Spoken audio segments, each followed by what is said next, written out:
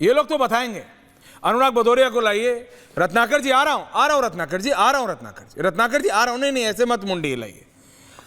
अनुराग जी आप हैं क्या कुंभ के खिलाफ? तो बोलिए ना जी। आप कुंभ के खिलाफ हैं क्या? आप ये इलीगल लैंड ग्रैबिंग के साथ हैं क्या? क्योंकि उत्तर प्रदेश के मुख्यमंत्री ने, बाबा ने तो क्लियरली भू माफिया कहा है, भू माफिया, और कहा है संभल के इतने साल पहले के इंसिडेंट को भी कितने लोग मरे थे आपको याद है अनुराग जी? उसका री इन्वेस्टिगेशन होगा। क्लियरली बोला है वक्फ कुछ और नहीं, भू माफिया है, यानी लैंड ग्रैबर्स।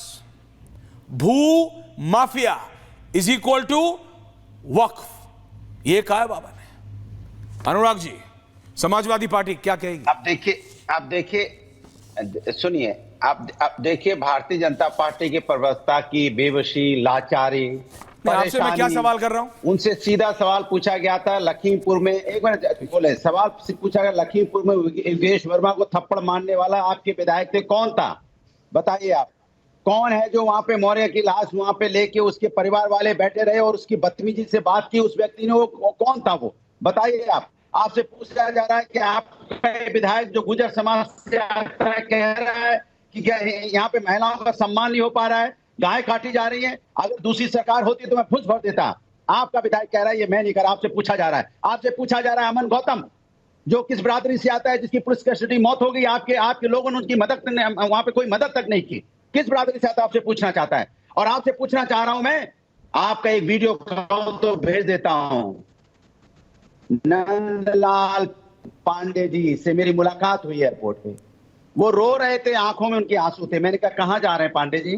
बोले कि मैं तो दुबई में जाता हूं, 2.5 साल बाद लौट के आ पाता हूं, 1 महीने की छुट्टी मिलती है, और जब बच्चों को छोड़ के जाता हूं तो कलेजा सीने में आ जाता है रोते रोते, क्योंकि मैं 2-2 साल तक बच्चों से नहीं मिल पाता हूं।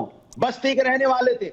उनकी बात सुन के मेरी आंखें भर आई, क्योंकि आपकी सरकार ने इस लायक उनको नहीं बनाया कि उनको नौकरी यहां पे मिल जाती। कारपेंटर की नौकरी करने के लिए इतने दूर जाते हैं समुद्र पार, बच्चों को छोड़ के।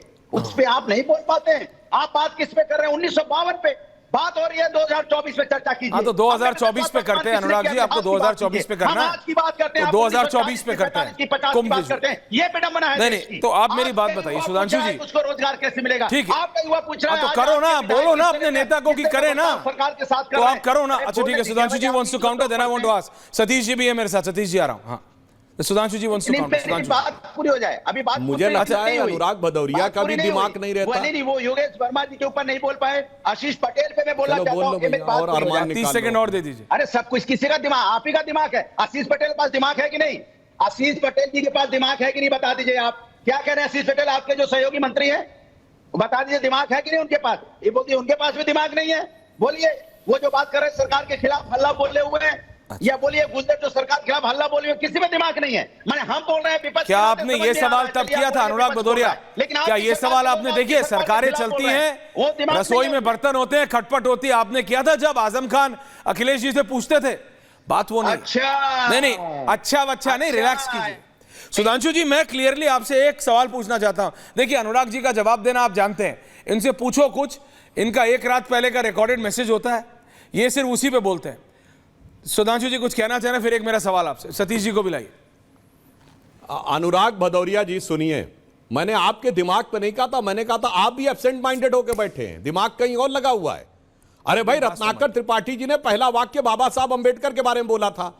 और भदौरिया जी आपको अगर दिमाग नहीं तो मैं बता दूं, बाबा साहब अंबेडकर जी की मृत्यु 6 दिसंबर 1956 को हुई, तो आप चले गए 56 से पहले, मैंने 52 गिरा दिया, तो आप मरफड़ाने लगे अपने स्टाइल में।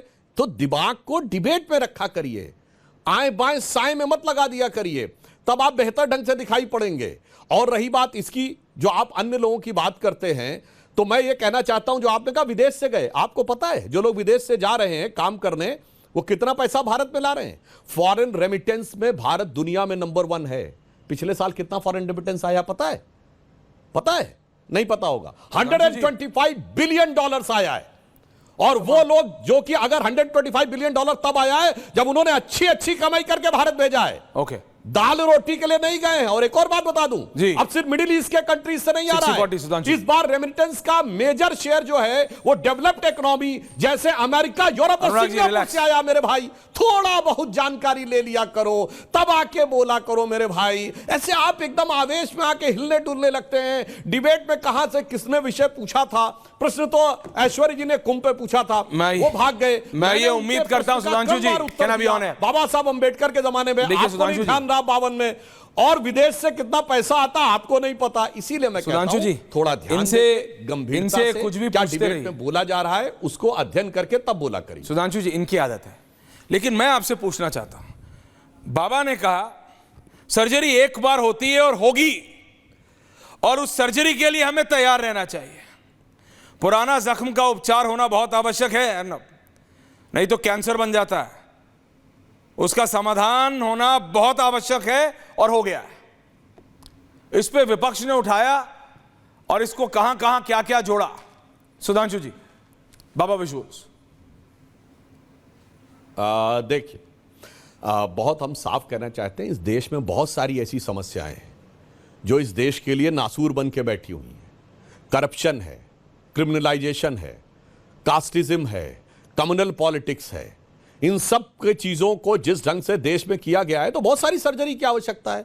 मुझे नहीं समझ में आता इसमें किसको कौन सी समस्या नजर आ रही है। और बहुत सी सर्जरी हुई भी है, केंद्र सरकार ने भी की है और प्रदेश के भी लोगों ने किया है। तो इस समय अगर आप देखें देश की अर्थव्यवस्था से लेकर उत्तर प्रदेश की स्थिति में कितना भारी बदलाव आया है।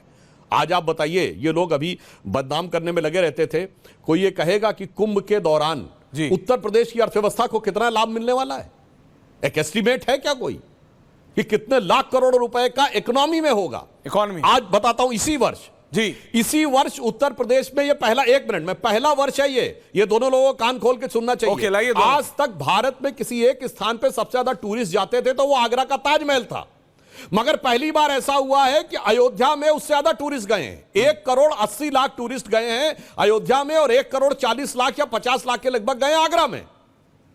तो आगरा में तो कहते थे बड़ी इकोनॉमी डेवलप हो रही है टूरिज्म से, मगर उससे ज्यादा लोग अगर अयोध्या में आ रहे हैं तो टूरिज्म से इकोनॉमी डेवलप नहीं हो रही, उससे सांप्रदायिकता डेवलप हो रही है। ये जो इन लोगों की बुद्धि है भदौरिया जी, इसलिए मैंने कहा कि आप लोगों का दिमाग कहां रहता है और आप लोगों की हकीकत कहां रहती है। इन बातों की जानकारी लेके ईमानदारी से बोलिए ना कि प्रदेश के विकास में किन किन चीजों का योगदान हो रहा है। अब अगर आप देखा जाए तो किसी जमाने में वो कैंसर की तरह नजर आता था, समस्या का केंद्र था, आज समृद्धि का केंद्र बन के उभरा है।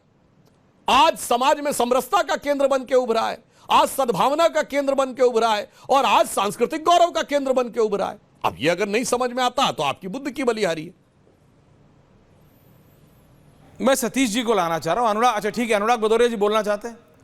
अनुराग जी क्या बोलना चाह रहे हैं? बोलिए, अगर टॉपिक पे रहेंगे तो बोलिए अनुराग जी। अनुराग भदौरिया। सुधांशु जी, हाँ बोलिए। टॉपिक पे एक मिनट रुकिए। हाँ बोलिए। अरे सुधांशु जी पूरी कहानी सुनाते तब तो टॉपिक पे नहीं पूछते हो आप, हम बोलने लगते हैं। मैंने 4 बार पूछा टॉपिक पे। सुन लीजिए मेरी बात। हाँ बोलिए। मैं सुधांशु जी से एक ही बात पूछना चाह रहा हूं। सुधांशु जी, आपने कितना बेरहमी से और बेदर्दी से कह दिया कि वो वहां से अरे कारपेंटर का काम करता है, कहता है मेरा दिल रोता है। He doesn't want to talk about Kumbh, he wants to talk about everything. That's my problem. बच्चे छोड़ के गया वहां पे, जाइए आप बीजेपी Fair it out. भेजिए नौकरी करने। Thank you. I don't want to waste time. आपको